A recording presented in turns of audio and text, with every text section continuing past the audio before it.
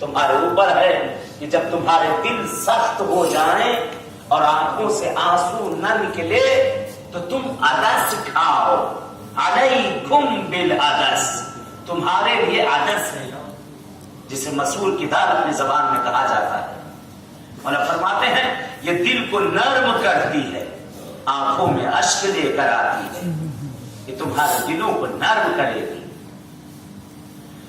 معصومین نے تاکید کی ہے، ائمہ معصومین نے تاکید کی ہے اس ذکر کو باقی رکھنے کے لیے.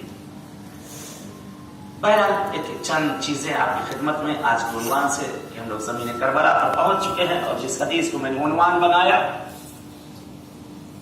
اس حدیث کے ذریعے کچھ چیزیں آپ کو میں نے بیان کی، ایک چند چیزیں بیان کر کے، اور اس کے بعد انشاءاللہ ربط مسائل. سرزمین کربلا پر آداب زیارات میں سے ہے کہ جب اس زمین پر پہنچا جائے تو اس زمین پر پہنچنے کے بعد